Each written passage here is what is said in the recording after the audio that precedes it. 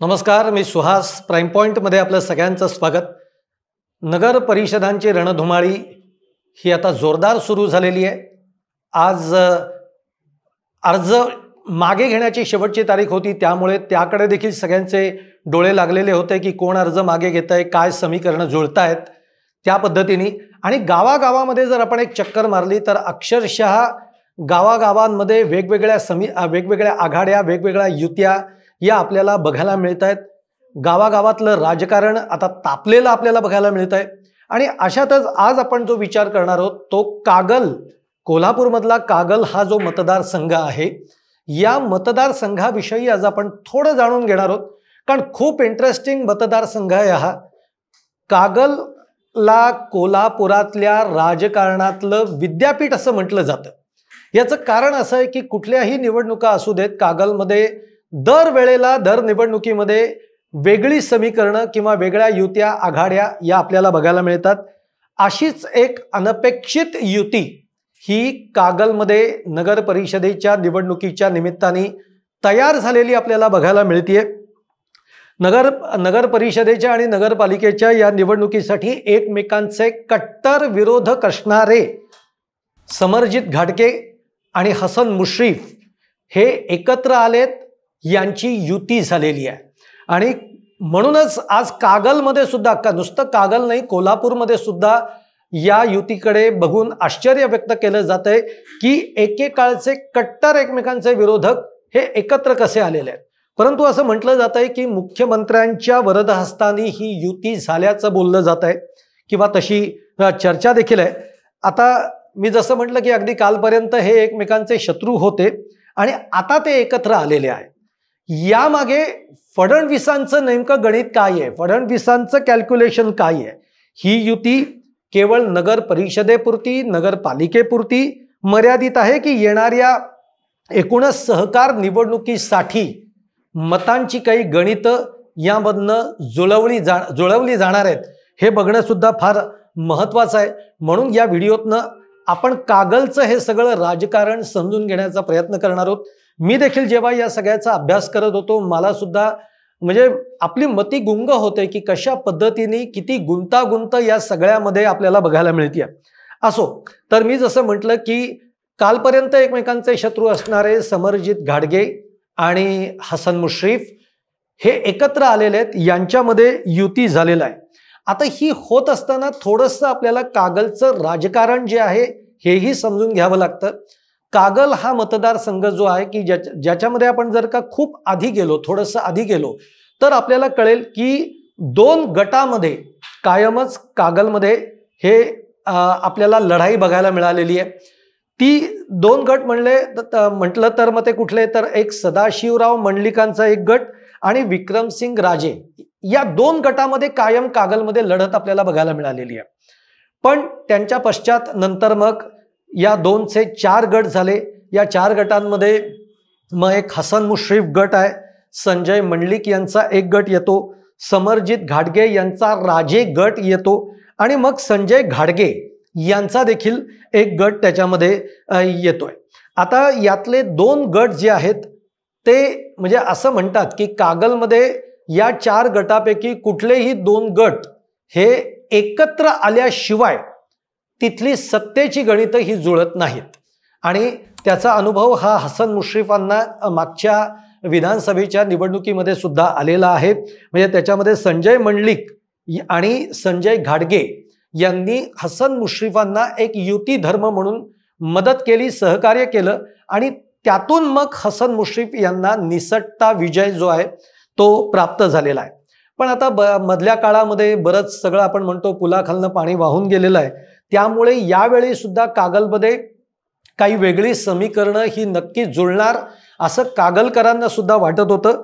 पण इतकी वेगळी जुळतील किंवा अगदी 180 कोणामध्ये वळलेली ही युती होईल असं मात्र कोणालाही तिथे वाटलं नव्हतं. आणि म्हणूनच सगळ्यांना आश्चर्याचा धक्का बसलेला आहे. कारण नगर परिषदेचा अर्ज दाखल करण्याच्या अगदी 1 दिवस आधी समरजित घाटगे आणि हसन मुश्रीफ यांच्यामध्ये युती झालेली आहे.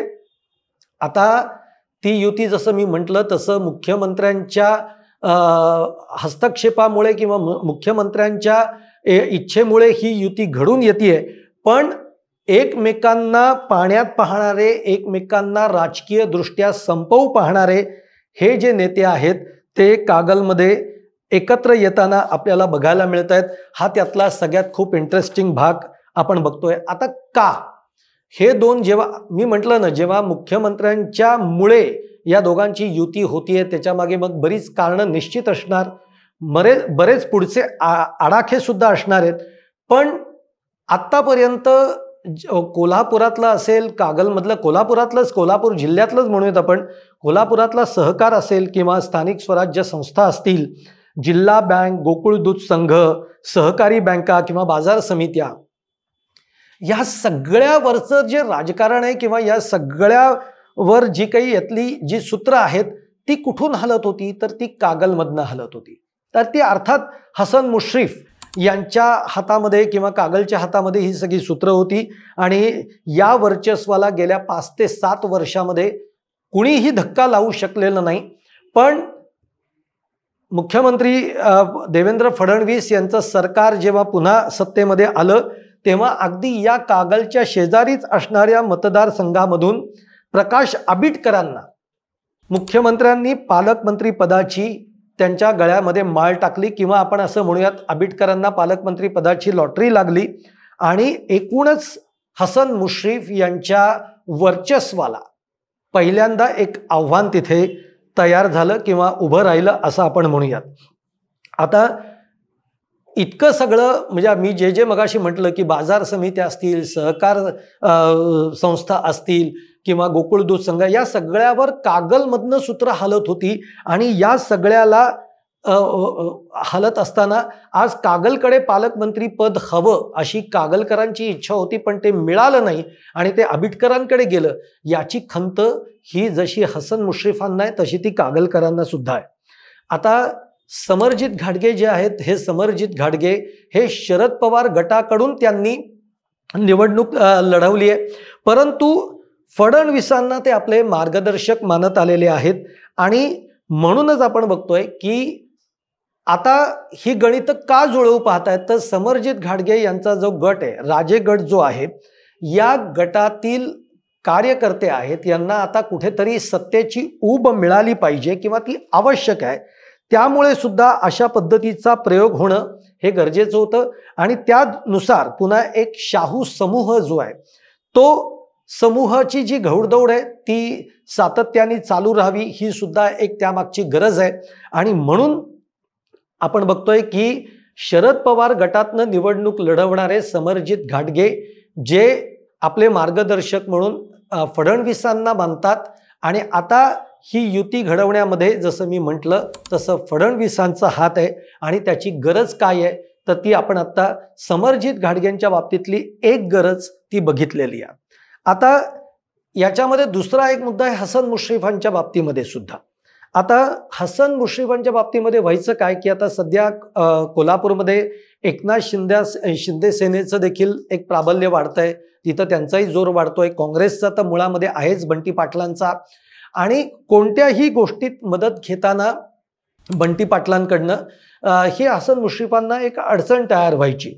आणि त्यामुळे आता वेगळी गणितं ही कागलमध्ये जुळवली गेली पाहिजेत असं हसन मुश्रीफांना सुद्धा वाटू लागलेलं होतं. आणि त्यातूनच हे अनपेक्षित एक समीकरण समोर आल्याचं आपल्याला बघायला मिळत आहे.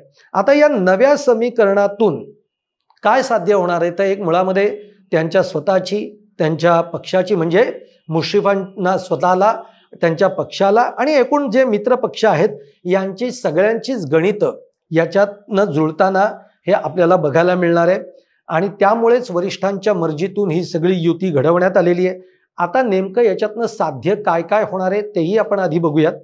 एक म्हणजे कागल आणि मुरबूड मधली जी राष्ट्रवादीची वाटचाल आहे ती आता जोमानं होऊ शकेल. राष्ट्रवादी अर्थात अजित पवार गट, कारण हसन मुश्रीफ अजित पवार गटातनं येतात. मुश्रीफ यांच्या ज्या सुनबाई आहेत त्यांचं नाव आहे सेहरनिदा मुश्रीफ. या नगर परिषदेवर बिनविरोध त्यांची निवडही झालेली आहे. म्हणजे आता त्यांना कोणाचं आव्हान नसणार आहे अशा पद्धतीची स्थिती सगळी निर्माण झालेली आहे. त्याचप्रमाणे जिल्हा परिषदेमध्ये मुश्रीफ आणि राजे गटाची जी एक ताकद असते, शेवटी प्रत्येक गटाची एक ताकद असते, त्याप्रमाणे जिल्हा परिषदेच्या आता निवडणुका येत आहेत. त्यामुळे जिल्हा परिषदेमध्ये या दोघांची म्हणजेच समरजित घाटगे त्यांच्या राजे गटाची आणि हसन मुश्रीफ यांची ताकद वाढताना आपल्याला बघायला मिळणार आहे. आणि सगळ्यात महत्त्वाचं म्हणजे समरजित घाटगे यांच्या दृष्टिकोनातनं तर समरजित घाटगे हे भविष्यामध्ये भाजपमध्ये ते जर येणार असतील किंवा त्यांची इच्छा असेल तर त्या दृष्टीनं देखील त्यांचा मार्ग सुकर झालेला आहे. त्याचबरोबर विधान परिषदेवर किंवा तिकडे लोकसभेसाठी देखील त्यांचा विचार आता आगामी काळामध्ये होऊ शकतो अशी देखील स्थिती ही निर्माण झालेली आहे. आता या सगळ्याबरोबर आणखीन एक गणित या सगळ्याच्या मागे निश्चित मुख्यमंत्र्यांच्या या सगळ्या कॅल्क्युलेशनमध्ये ते नक्की असणार आहे.